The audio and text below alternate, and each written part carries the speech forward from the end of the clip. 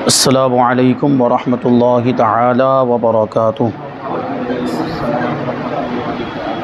नहमदुहु व नुसल्ली व नुसल्लिमु अला रसूलिहिल करीम, अम्मा बअद, फ़अऊज़ु बिल्लाहि मिनश शैतानिर रजीम, बिस्मिल्लाहिर रहमानिर रहीम। इन्नल्लाहा व मलाइकतहु युसल्लूना अलन नबिय्य या अय्युहल्लज़ीना आमनू सल्लू अलैहि व सल्लिमू तस्लीमा। अल्लाहुम्मा सल्लि अला सय्यिदिना व मौलाना मुहम्मदिन मअदिनिल जूदि वल करम व आलिहिल किराम व इब्निहिल करीम व बारिक व सल्लिम सलातन व सलामन अलैका या रसूलल्लाह सल्लल्लाहु तआला अलैहि वसल्लम। नमाज जनाज़ा का बयान जारी है। इससे पहले इससे ताल्लुक़ रखने वाले बहुत से मसाइल बयान किए गए और ख़ास तौर पर एक मसला कि क्या ख़ुदकुशी करने वाले की नमाज जनाज़ा पढ़ी जाएगी, तो इसका जवाब कि हाँ पढ़ी जाएगी। कैसा भी गुनहगार ही शख्स क्यों ना हो, बड़े से बड़ा गुनहगार हो, उसकी नमाज जनाज़ा पढ़ी जाएगी। लेकिन कुछ लोग ऐसे हैं जिनकी नमाज जनाज़ा पढ़ना मना है। वो कौन लोग हैं? आगे वही सवाल है कि किन लोगों की नमाज जनाज़ा पढ़ना मना है। जवाब नंबर 1, बागी जो इमाम बरहक पर नाहक खुरूज करे और उसी बगावत में मारा जाए। मतलब इमाम बरहक यानी बादशाह इस्लाम, जो हक़ पर हो, जुल्म करने वाला ना हो, और उसके ख़िलाफ़ कोई बगावत कर दे, उसके ख़िलाफ़ कोई जंग के मैदान में आ जाए और उससे लड़ने लग जाए और उसी लड़ाई में वो मर जाए। इमाम बरहक यानी बादशाह इस्लाम जो हक़ पर हो, उसके ख़िलाफ़ लड़ते हुए अगर कोई मर जाए तो उसकी नमाज जनाज़ा पढ़ना मना है। और ये जितने भी लोग अभी बयान करेंगे ये मुसलमान होने के बावजूद इनकी नमाज जनाज़ा नहीं पढ़ी जाएगी, वरना काफिर की तो पढ़नी ही नहीं है। काफिर की पढ़ेंगे तो कुफ्र का भी अंदेशा है उसके अंदर, तो क्योंकि उसमें दुआएं मग़फ़िरत की जाती है और काफिर के लिए दुआएं मग़फ़िरत करना कुफ्र है। तो यहाँ वो मुसलमान बताए जा रहे हैं कि मुसलमान होने के बावजूद उनकी नमाज जनाज़ा पढ़ना मना है। और ये क्यों है? ये हुक्म, ऐसा हुक्म इस वजह से ताकि दूसरों को इबरत हासिल हो। ये बहुत बड़े बड़े गुनाह हैं, जैसे इमाम बरहक के ख़िलाफ़, बादशाह इस्लाम के ख़िलाफ़ बगावत करना, ये बहुत बड़ा जुर्म है और बहुत बड़ा गुनाह है। तो ये उसकी सज़ा के तौर पर, इबरत के तौर पर उसकी नमाज जनाज़ा नहीं पढ़ी जाएगी, ताकि दूसरे लोग अगर कोई इस बारे में ऐसा सोच भी रहा हो कि इमाम बरहक के ख़िलाफ़ खुरूज करें तो वो उससे बाज आ जाए कि उसकी नमाज जनाज़ा भी नहीं पढ़ी जाती। नंबर 2, वो डाकू जो डाके में मारा गया, यानी डाका जनी करते हुए, डाका लूट रहा था लोगों का माल और उसी में मर गया, यानी लोगों ने अपने माल को बचाने के लिए उसका मुकाबला किया और उसी मुकाबले में वो डाकू मारा गया, तो उसकी नमाज जनाज़ा भी नहीं पढ़ी जाएगी, ये भी इबरत के तौर पर। नंबर 3, जो लोग अपनी कौम की नाहक हिमायत करते हुए लड़ें और मर जाएं। अपनी कौम की नाहक हिमायत का क्या मतलब हुआ कि कौम हक़ पर नहीं है, कौम गलती पर है और फिर भी उसका साथ दे रहा है। जैसे कि होता है ख़ानदान वाले, कबीले वालों के मामलात होते कि ख़ानदान वाले में किसी का दूसरे ख़ानदान वालों के साथ झगड़ा हो गया तो पूरे ख़ानदान वाले उसके सपोर्ट में आ जाते हैं, अगरचे वो गलत ही क्यों ना हो, फिर भी उसका सपोर्ट करते हैं। तो गलत होने के बावजूद सपोर्ट करना ये इंतहाई गलत बात है। हाँ, अगर सही है तो सही होने में उसका सपोर्ट करे, वो भी शरीयत के दायरे में रहकर, लड़ाई झगड़े से जहाँ तक हो सके खून खराबे से बचने की कोशिश करें। लेकिन कौम नाहक है, कौम गलती पर है और कोई ऐसा काम कर रही है जिसमें वो हक़ पर नहीं, फिर भी उसका साथ दे रहा है और उसका साथ देते हुए उसी लड़ाई में कोई मारा जाए तो उसकी नमाज जनाज़ा भी नहीं पढ़ी जाएगी। नंबर 4, जिसने कई लोग गला घोंट कर मार डाले, कई लोगों को गला घोंट कर मार डाला हो तो ये भी बहुत बड़ा जुर्म है। नंबर 5, जो शहर में रात को हथियार लेकर लूट मार करें, तो ये भी बड़े, क्योंकि डाकों में ये बात आ गई थी, लेकिन ये हथियार लेकर लूट मार करने वाले ख़ास तौर पर उसका जिक्र किया। नंबर 6, जिसने अपनी माँ या अपने बाप को कत्ल कर दिया हो। जाहिर सी बात है, माँ बाप से तो कितनी मोहब्बत होती, कभी कत्ल करने के बारे में आदमी सोच भी नहीं सकता, लेकिन ऐसा अगर कोई करे तो कितना बड़ा मुजरिम है। उसकी सज़ा के तौर पर, इबरत के तौर पर उसकी नमाज जनाज़ा नहीं पढ़ी जाएगी। नंबर 7, जो किसी का माल छीन रहा था और उसी हालत में मारा गया। तो ये लोग हैं 7 लोग, इनकी नमाज जनाज़ा पढ़ना मना है। आगे सवाल है कि नमाज जनाज़ा में सूरह फ़ातिहा पढ़ना कब जायज़ है? क्योंकि अभी आपने नमाज जनाज़ा का तरीक़ा समाअत किया, उसमें सूरह फ़ातिहा नहीं है, उसमें क़िरात भी नहीं है, कुरान शरीफ नहीं पढ़ा जाता। पहली तकबीर के बाद सना पढ़ना है, दूसरी तकबीर के बाद दुरूद इब्राहिम और तीसरी तकबीर के बाद दुआ पढ़ी जाती है मैयत के लिए। उसमें कुरान शरीफ की तिलावत नहीं है, ना सूरह फ़ातिहा ना उसके साथ कोई सूरत। लेकिन अगर कोई सूरह फ़ातिहा पढ़ता है और सूरह फ़ातिहा पढ़ना कब जायज़ होगा और कब नाजायज़ होगा? क़िरात नहीं है तो क़िरात करना तो जायज़ नहीं है, लेकिन कहते हैं कि नमाज जनाज़ा में हम्दो सना की नीयत से सूरह फ़ातिहा पढ़ना जायज़ है, क्योंकि हम्दो सना तो है नमाज जनाजा में भी हम्दो सना है। तो हम्दो सना की नीयत से यानी अल्लाह की तारीफ़ करने की नीयत से अगर कोई सूरह फातिहा पढ़ता है तो वो जायज़ है, क्योंकि सूरह फातिहा के अंदर अल्लाह की हम्दो सना है। तिलावत की नीयत से, क़िराअत की नीयत से ना पढ़े, तिलावत की नीयत से जायज़ नहीं है, लेकिन हम्दो सना की नीयत से पढ़े तो जायज़ है। आगे सवाल है कि जो शख्स चौथी तकबीर के बाद जनाजे में शामिल हुआ वो क्या करे। यानी 4 तकबीरें हो चुकी, इमाम साहब 4 तकबीरें कह चुके हैं, अब वो शामिल हुआ तो पहले की जो 4 तकबीरें छूट चुकी है और उसमें सना वगैरह पढ़ना छूट गया, अब तो इमाम साहब चौथी तकबीर के बाद सलाम फेर देंगे, तो ये क्या करेगा। तो जवाब देते हैं कि जो शख्स चौथी तकबीर के बाद आया तो जब तक इमाम ने सलाम न फेरा हो शामिल हो जाए, शामिल हो सकता है। अब शामिल हो गया चौथी तकबीर के बाद और इमाम साहब के सलाम फेरने के बाद 3 बार अल्लाहु अकबर कह ले, यानी इमाम साहब ने सलाम फेर दिया, अब ये 3 मरतबा अल्लाहु अकबर कह ले जो 3 तकबीरें थी, ठीक है, तो 3 तकबीरें कह ले और फिर ये भी सलाम फेर दे। आगे सवाल है कि जब कई जनाजे जमा हो तो एक साथ नमाज जनाजा पढ़ी जाएगी या अलग अलग पढ़ी जाएगी। बहुत सारे लोग एक साथ में इंतकाल कर गए, जैसे कि जंग के मौके पर हुआ करता था पहले कि एक ही जंग में बहुत सारे मुजाहिद शहीद हो जाते थे, या कोई ख़ास मौका है कि जिसमें बहुत सारे मुसलमान एक साथ में शहीद हो गए या एक साथ में इंतकाल कर गए। जैसे एक्सीडेंट हो जाता है कभी, एक ही गाड़ी के अंदर लोग सवार थे, अल्लाह बचाए हादसाती मौत से हम सबको, लेकिन खुदा न खास्ता अगर चंद लोगों का एक साथ में एक्सीडेंट हो गया और उसमें बहुत सारे लोग हैं, तो ऐसी सूरत में उन सारे लोगों की नमाज जनाजा एक साथ में पढ़ेंगे या अलग अलग पढ़ेंगे।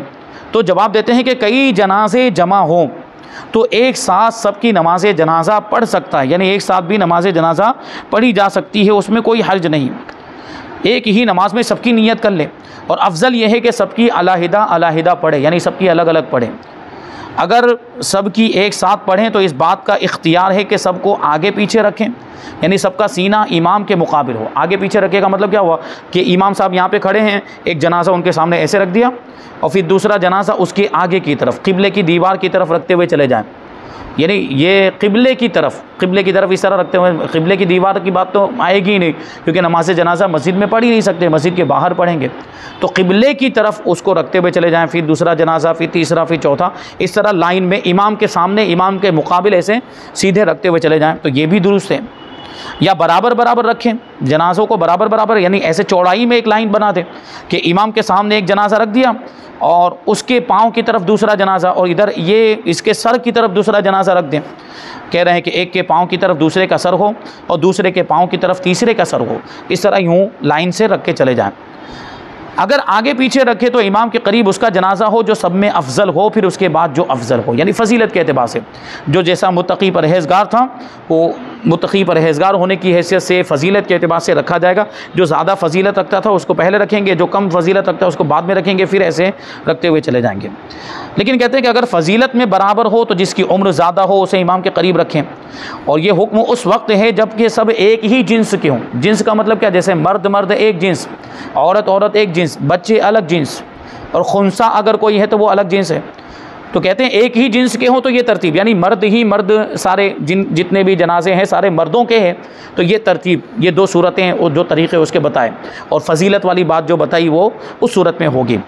लेकिन कहते हैं अगर मुख्तलिफ जिन्स के लोग हों तो इमाम के करीब मर्द को रखा जाएगा, उसके बाद लड़कों को रखा जाएगा, बच्चों को रखा जाएगा, फिर खुंसा को रखा जाएगा। यानी अगर उसमें खुंसा भी आ गया, खुंसा का मतलब जिसमें मर्द और औरत दोनों की अलामत पाई जाती है, वो रखा जाए। फिर औरत, फिर मुराहिका, यानी नमाज में फिर औरत को रखा जाएगा, फिर मुराहिका को रखना, यानी वो लड़की जो बालिग होने के करीब पहुँच चुकी है। ये तरतीब है। यानी नमाज में जिस तरह मुक्तदियों की सफ़ में तरतीब है उसका अक्स यहाँ पर, यानी उसका उल्टा यहाँ पर। नमाज में कैसी तरतीब होती है कि नमाज में इमाम के पीछे देखा जाता है, यूँ उल्टे चलते हैं कि इमाम के पीछे मर्द होते हैं, उसके पीछे बच्चे होते हैं, उसके पीछे अगर खुंसा है तो, यानी जिसको ना मर्द कह सकते हैं ना औरत कह सकते हैं वो है, तो उसको उसकी सफ़ लगाई जाएगी, फिर आखिर में औरतों की सफ़ लगेगी। लेकिन इसमें बिल्कुल उल्टा हो जाएगा, बिल्कुल इधर से सफ़ लगेगी। तो ऐसे यहाँ पर सफ़ लगाएंगे अगर मुख्तलिफ़ जिन्स के लोग मौजूद हों। फिर फरमाते हैं कि नमाज जनाजा दूसरी बार पढ़ना कैसा है। एक से ज़्यादा मरतबा नमाज जनाजा पढ़ सकते हैं कि नहीं पढ़ सकते। जवाब, अगर वली नमाज जनाजा पढ़ चुका या उसकी इजाज़त से एक बार नमाज हो चुकी तो अब दूसरों को मुतलक़न नमाज पढ़ना जायज़ नहीं। वली के बारे में पहले बताया जा चुका है कि वली यानी मैयत का जो सबसे ज़्यादा करीबी रिश्तेदार हो वो मैयत का वली। यूँ तो सारे रिश्तेदारों को औलिया कहा जाता है, वली कहा जाता है, लेकिन यहाँ मुराद कौन है?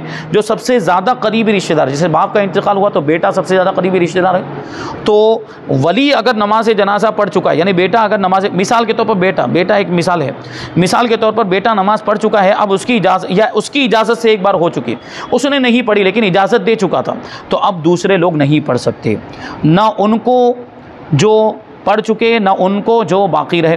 यानी दूसरों को नमाज जनाजा पढ़ना जायज़ नहीं है।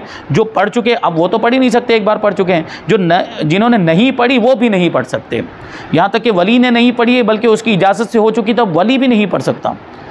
मगर जब वली के सिवा किसी ऐसे शख्स ने नमाज़ पढ़ाई जो वली पर मुक़द्दम हो, पीछे ये बात आ चुकी है कि नमाज जनाजा पढ़ाने का ज़्यादा हक़दार कौन है, तो वली पर भी मुक़द्दम बादशाह इस्लाम का जिक्र आया था, या काज़ी शरा का जिक्र आया था, या इमाम मोहल्ला। अगर वली से ज़्यादा फजीलत रखता हो तो इमाम मोहल्ला ही, मोहल्ले का इमाम, मोहल्ले की मस्जिद का इमाम जो है वो नमाज जनाजा पढ़ाने में वली पर भी मुक़द्दम है जब उससे ज़्यादा फजीलत रखता हो।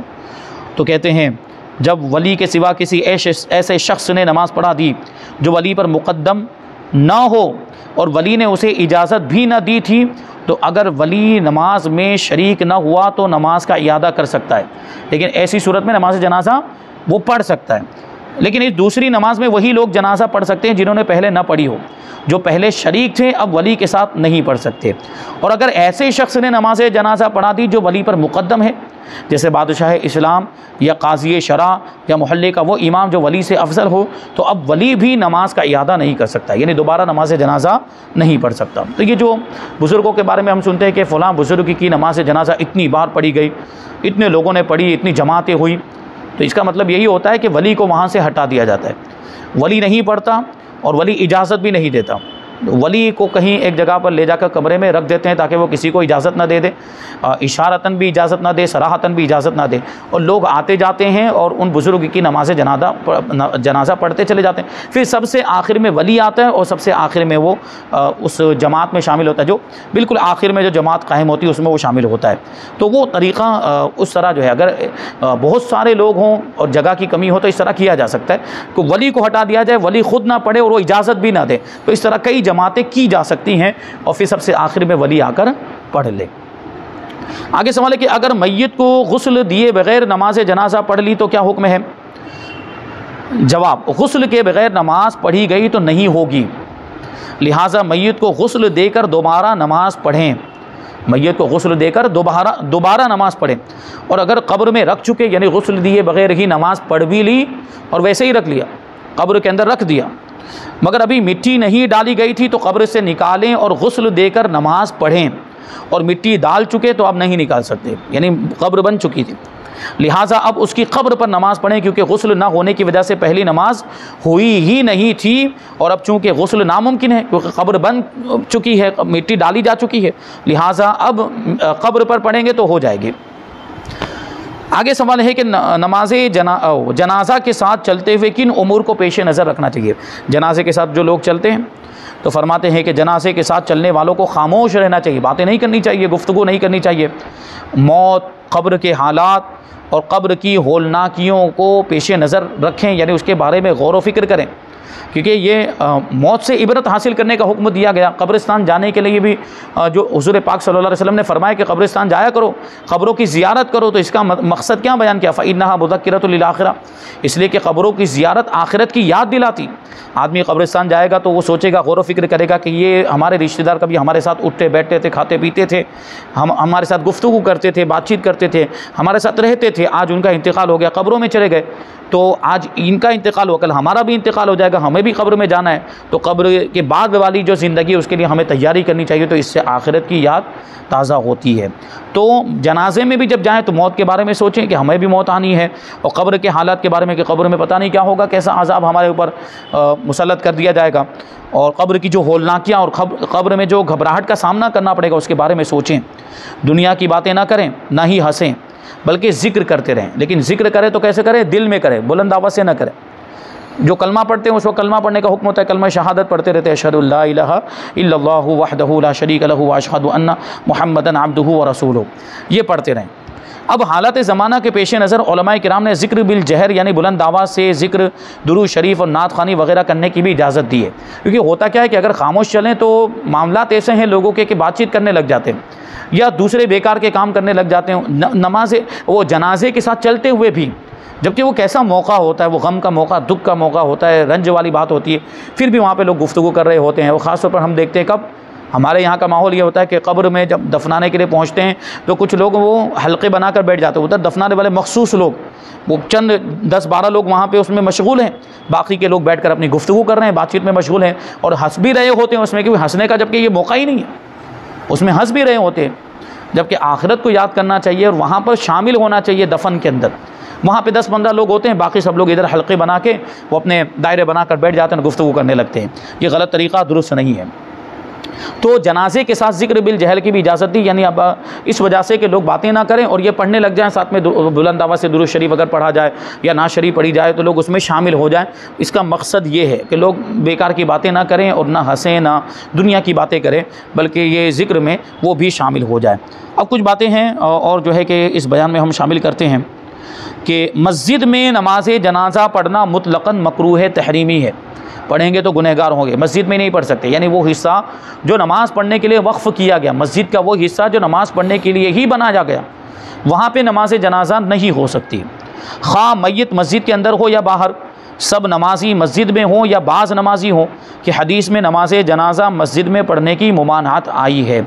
शारे आम यानी आम सड़क और दूसरे की ज़मीन में नमाज जनाजा पढ़ना मना है। तो शारे आम पर यानी आम सड़क पर पढ़ेंगे नमाज जनाजा तो इससे क्या होगा, सड़क बंद हो जाएगी और सड़क के बंद होने की वजह से आने जाने वालों को तकलीफ़ होगी। तो शारे आम पर भी नमाज जनाजा नहीं पढ़नी चाहिए। अंदर के मोहल्ले में, गली में ऐसी कोई मखसूस जगह हो वहाँ पर पढ़ें, या जो है कि दूसरे की ज़मीन में अगर पढ़ रहे हो तो उसकी इजाज़त लेकर पढ़े, वो इजाज़त दे देता है। खेत है, खलियान है, उसमें जाकर नमाज जनाजा पढ़ लें, या उसके लिए कोई हॉल बना दिया जाए। अगर अल्लाह तबारक व तआला ने इस्तिताअत दी है मोहल्ले वालों को, बस्ती वालों को, तो नमाज जनाजा के लिए एक अलग से मखसूस हॉल बना दिया जाए और उसमें जाकर वो लोग नमाज जनाजा पढ़े, ताकि वो बारिश वगैरह की भी तकलीफ़ ना हो। बारिश में भी क्योंकि उसमें छत डली हुई होगी तो नमाज जनाजा पढ़ने में परेशानी नहीं होगी और आसानी के साथ वो हॉल में नमाज जनाजा पढ़ लेंगे।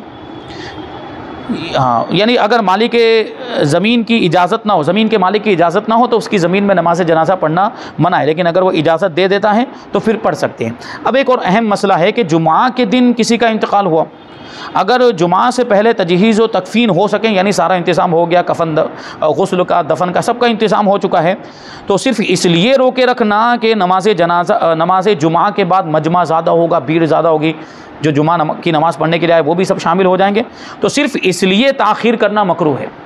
यानी जनाजा तैयार हो चुका है, तजहीज़ व तकफ़ीन सब कुछ हो चुकी, कफन वगैरह पहना दिया जा चुका, सब तैयारियां हो चुकी, फिर भी लेट करना तो ये मकरूह है।